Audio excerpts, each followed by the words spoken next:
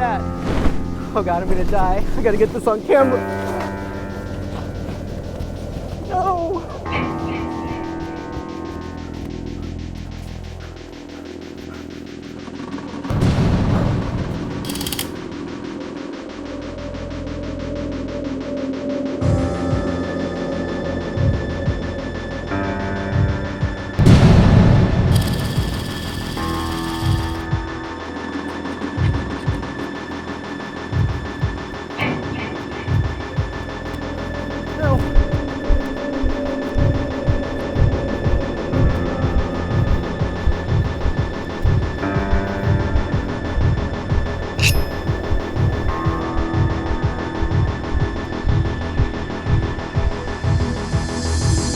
Hello, everybody. Welcome to the Marino Show. I'm your host, David Marino, and today I'm excited to have my guest. I'm speaking with videographer and content creator Miguel Leal Jr.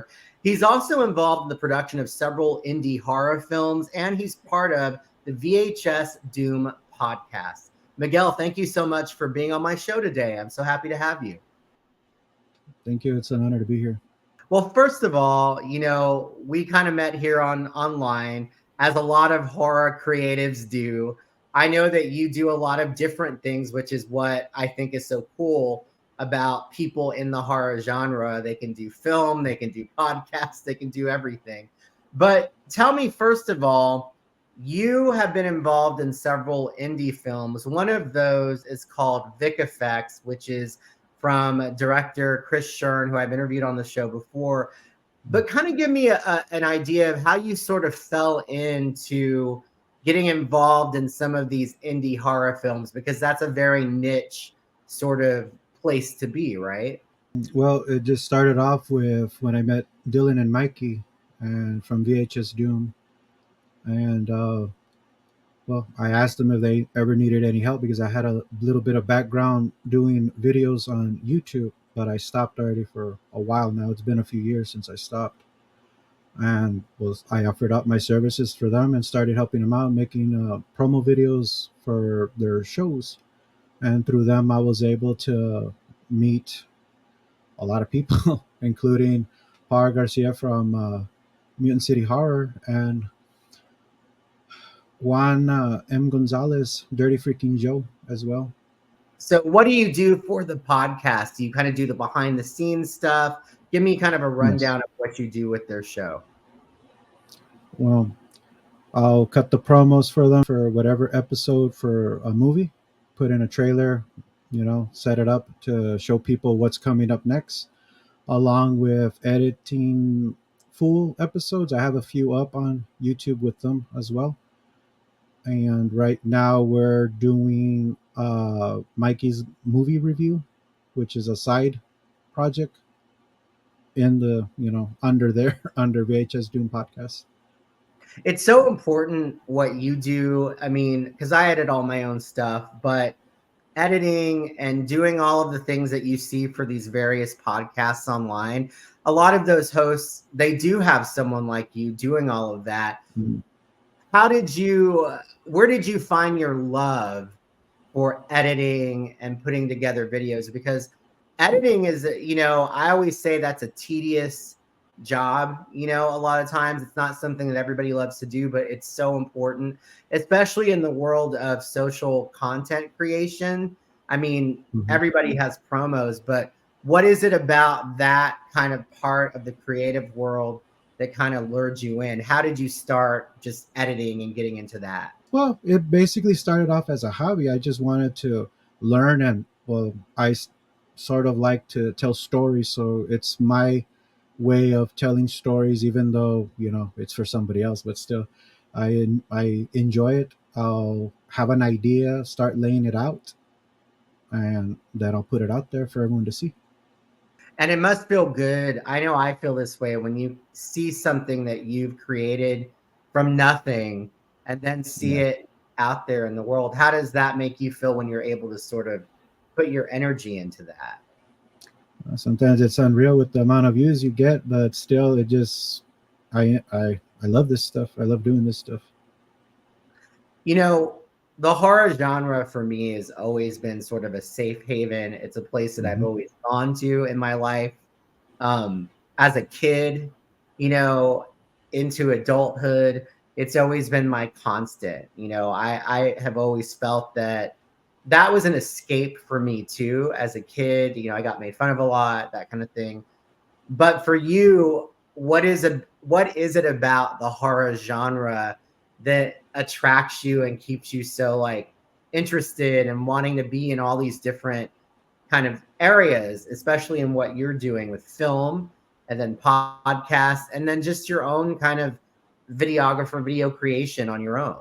It's the same like what you said. You know, it's like a safe haven. As a kid, I grew up loving this stuff. You know, with Jason, Freddy, and Michael Myers and all that. And as I went, I just got drawn into it, and just eventually hoping one day I could tell a story or be a part of it somehow. What were some of your favorite? You've just mentioned some of the icons of the horror world, and I like you can see Jason here behind me on Mhm. this side. I loved Freddy Krueger, Jason Voorhees, but tell me, and I can see behind you, you have all of those movies and your kind of horror memorabilia stuff. But for you, what films did you just love watching growing up? There you go. Yes. Yes. Tell me why you like The Thing. It was ahead of its time. Those effects from Rob Bottin just were amazing, and it's just one film that I find myself watching year round. One too many times. You know, I just had a recent guest on who has her own podcast, and we touched on this film, and she was saying the special effects creator was only like 22 or something when he worked on the film. And what I love about The Thing, I mean, as much as the atmosphere, that feeling of alienation, Yeah. is the special effects and how well they hold up today. Because you know, back then, obviously, they didn't have the kind of CGI and the kind of things that we Mm. have today. But that's what makes it so much better to me. What do you think about? I mean, those effects scared me to death as a kid when I saw that movie. Like, it's ingrained in my head when I think of Yeah. that. Yeah, same man. It's like they hold up. They still hold up, and you could tell that that's real, not computerized or whatever. Blood's real. Just the whole thing itself. That's what holds up still because it's real. It's believable. It's there. And I also love, you know, John Carpenter, the fact that he composed the music yet again, like he did with his other films, including Halloween and The Fog. I think that entire film, from the music to the atmosphere to the special effects, all of those things came together. I think what's always interesting to me about some of these iconic movies is that when they came out, they were not hits, but over time, they have Hmm. developed like this cult following and appreciation that they did not have when they came out, and that's one of them. I think looking at that film today, it's a cut above like everything you see today, in my opinion. No, don't forget about this one too. Yes, Halloween is, my God, that is like my all-time favorite. Not that it's just because we're in the Halloween season or spooky season, but that was one of those movies that I've always loved, and I'll let you kind of talk about what you think about it. But it's John Carpenter again and atmosphere. What is it about that film that also caught your attention? Just that, you know, all the babysitters are all isolated. They're all individually, and they're getting picked off one by one by some mass psychopath that no one knows who it is. And later on, little by little, you start learning a bit of the history of them, and just atmosphere, man. The sounds, everything, the music. It's all there, dude. That's what makes it special. In the horror genre, what's your favorite area of it? Because you know, it's so expansive. There's slashers, there's psychological, there's sort of the body horror. Do Hmm. you find yourself gravitating to a certain type of horror? And if so, what is that? If I would have to say, it would probably be slashers.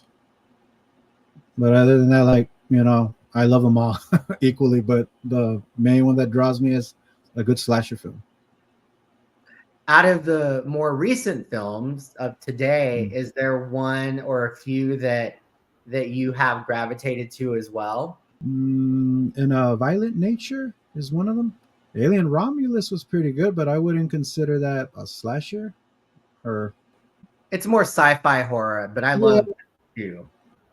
it's just that whole look they kept it, that H.R. Giger artwork, Mhm. the whole concept of the alien and all that. That whole everything just looks, it just still holds up still, and I'm happy that they still kept that, that look instead of changing it too much. You know. So speaking of horror films, you are involved in several horror productions, indie horror films. Let me Mhm. start with Vic Effects. Tell me about your involvement in that film and kind of what you're doing with it. I'm making promotion videos for them. I'm like the media guy. I'll put stuff together, get with some of the actors, get their videos also mixed in there as well to do promos, just to share it all out, to have everyone know about it.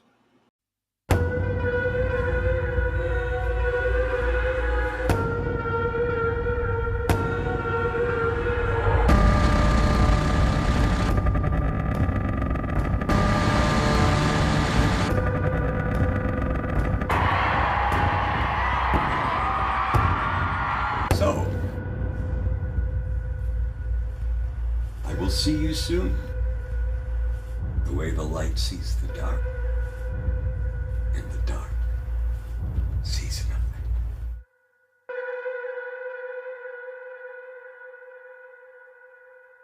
Do you find that, in today's world that we're in with social media, that, there was a time where, yes, indie movies have always been around, but you had to depend to some extent on studios to promote those films. Whereas now, creators can actually take that control and they can decide how they want to market it because they don't need so much. Not that studios don't help with financial backing, obviously, but Yeah. for you and what you do you like that creative freedom of being able to produce a promo for a movie and of course talking with the director and producers, taking that and making it, kind of shaping it into like that whole campaign of promotion? What is that like for you when you do that? Most of the time I kind of crank these out pretty quick, and once I get the approval from the director, whoever's involved in the project, they give me the green light, I take it out there. But yeah, it's nice not to have, someone telling you what they want to see, and just you get the idea, you put it out there, you show it, they green light it for you, and you share it. And here's a look at some of Miguel's promotional work.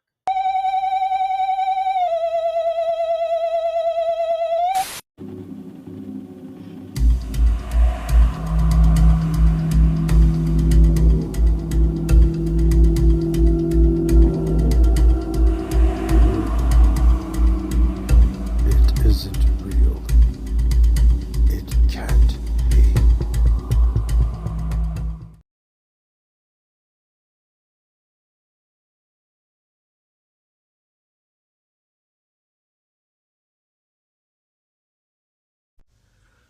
Well, in the teaser trailer for the movie Vic Effects, directed by Chris Shern, a very mean woman with a vast array of homemade torture materials brutalizes various people and gets schooled by a Burl Ives lookalike who whispers vague warnings into her ear about how she's always going to be watched.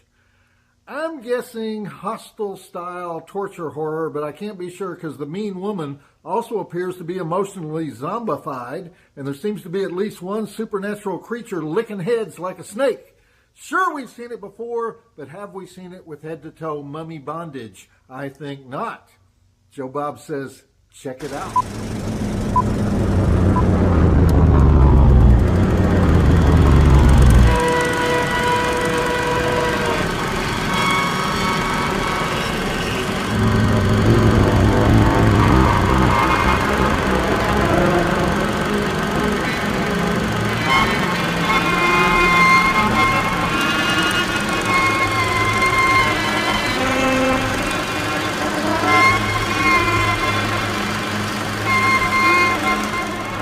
where would you like ultimately, you've talked about you like to tell stories through visual, means, but if you could do something like you had like your whole dream come true, what is it that you want to be involved in, or what would you like to do? Do you want to write a film? Do you want to direct a film, produce all? Like, what would be your ultimate sort of dream as a creator?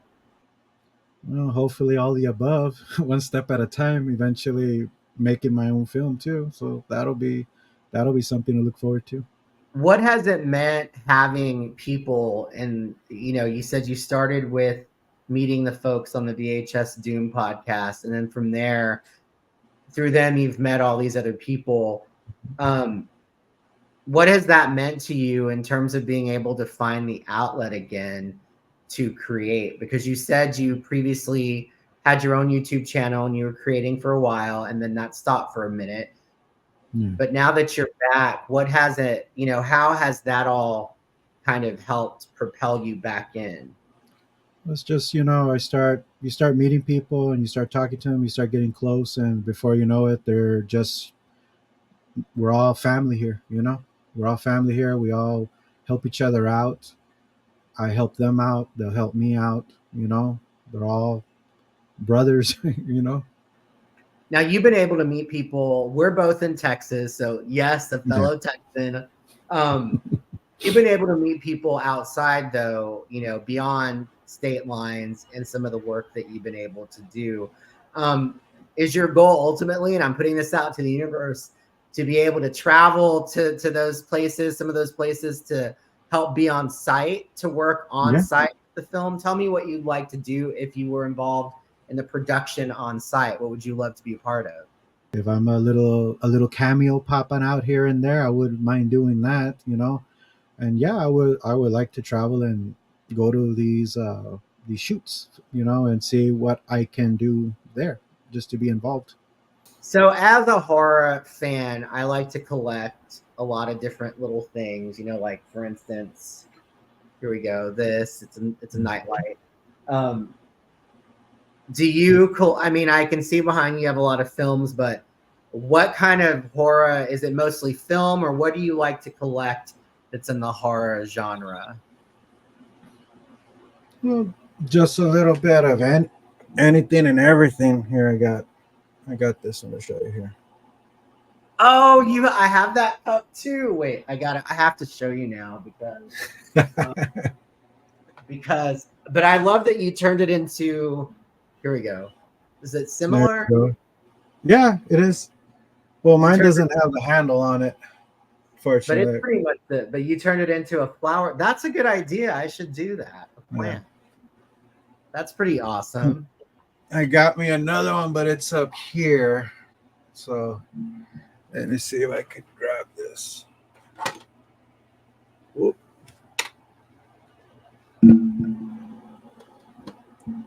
Okay. This one I really do care about. What is that? I can't see that well. Oh, Friday the 13th. Is that a game? A Nintendo game? NES cartridge. Oh my God. That is a collector's item. Mm-hmm. That's amazing. I love that. Of course. There you go.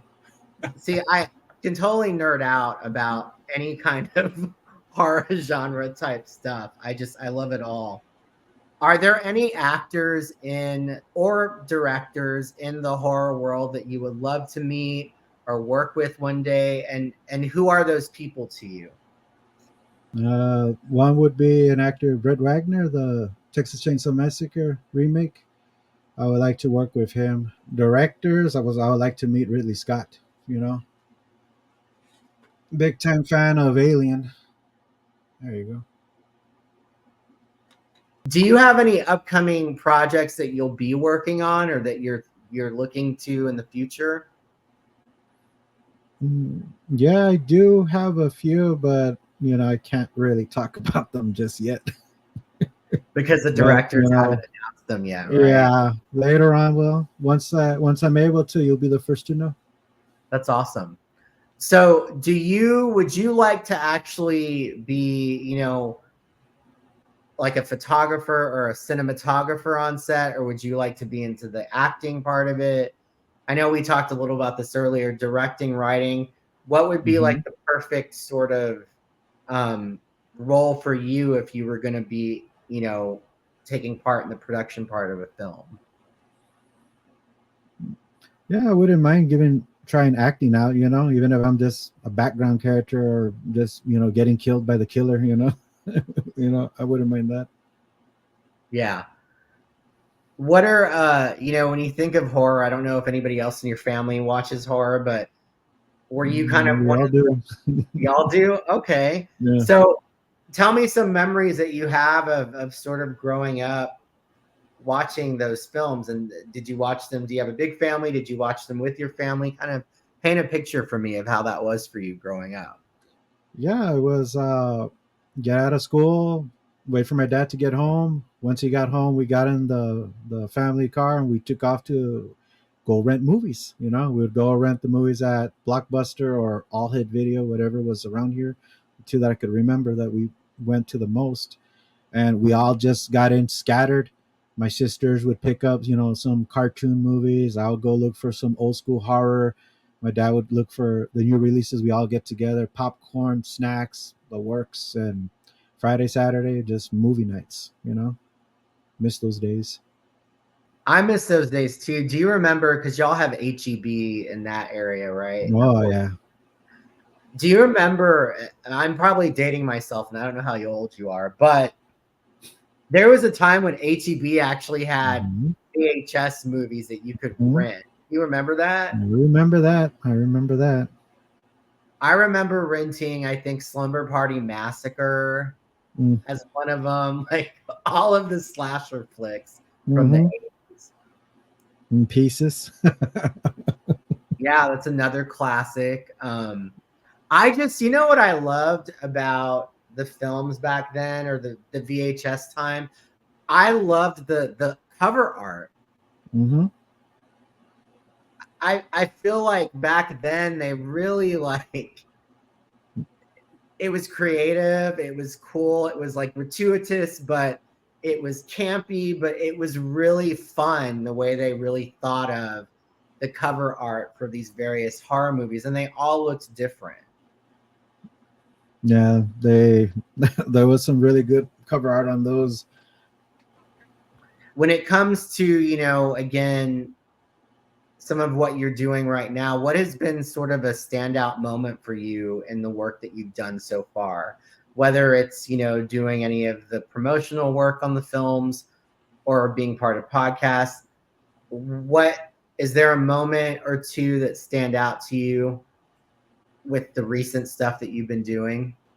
Well, just to be recognized by everybody, everyone knows what I do and they like what I do, and they give me a shot to, lend a hand. They allow me to do this, and well, that's always been, the thing. You just to help everybody out. What is the horror world like, or at least the vibe there where you're at in the valley? Yeah, there's a huge following. I bumped into someone randomly at a thrift store. I was looking for tapes, and we started going back and forth about it. He was searching for certain tapes, and at the moment, I was looking for Dirty Harry movies, and I ended up finding Magnum Force, I believe it was, and picked up a few others as well. But just like that, everyone's still out there looking. I've always bumped into random people, always trying to hunt for these tapes too, as well as you know, it's still good here. Are you an avid like VHS collector, or do you like DVDs, or does both, or what do you look for when you're looking for some of these, not even just horror films, but films in general? I have a lot of tapes. As you can see, there's still more on the bottom that are not shown on that wall, whole wall on the side. That's all DVDs. And somewhere over here on the top, there's like a whole section of Blu-rays as well. Uh, yeah, I look for, it does not necessarily horror. I try to look for my childhood, the movies I used to watch with my mom. I was real close with my mom, still am. And just like it was Mannequin, Romancing the Stone, all those kind of films that she loved watching. I would sit down and watch too. I, So you know, yeah. you're speaking my language because I loved Romancing the Stone, Hmm. I got Anakin, Jewel of the Nile too. Jewel of the Nile, Weekend at Bernie's, you Oh yeah, know, all those films like the what's Breakfast Club, John Hughes films, Pretty in Pink got that 60. one too. Yeah. I have a lot of DVDs and I have some VHS that I have. I don't have a lot of the ones from when I was a kid, but yeah, I have to show you something. Let me get it real quick. Speaking of VHS, this is one of my little collector's items. It's the VHS movie. It's inside this plastic, and look, it's Halloween, Wow, and then it's got yeah, this. that's cool. And then I don't Oh know if you have this one. Do you remember when they came out with where it yeah, changed? Yeah. yeah. I think that's what the HD VHS. Yes, it's a Yeah. collector. Yeah. Yeah, this was I don't remember what year this came out, but I'm a total nerd with that stuff. So I was saying earlier, I think, for me, I do this as a passion project. I have my day-to-day job, but this show and doing what I do, and this airs on Austin Music TV here in Austin. It's a passion project. I love doing it. It's in my free time. For you though, what has it meant to be given these opportunities and to kind of have the support of the people that you've been working with, whether it's through the podcast or in the films? How has that really impacted your day-to-day life, and how you kind of move in your world? I have all the support, and it just gives me the drive to keep on going and just improve better and make better content and just keep going, man. It's not, I ain't slowing down. What would you say to anybody out there who is, looking to try to start creating content, specifically in the horror world, or, they want to do a podcast or they want to be involved in film or whatever it is, but they're kind of holding themselves back a little because they don't have the confidence or they're just scared or whatever it may be? What would your advice be to those out there that are dealing with that?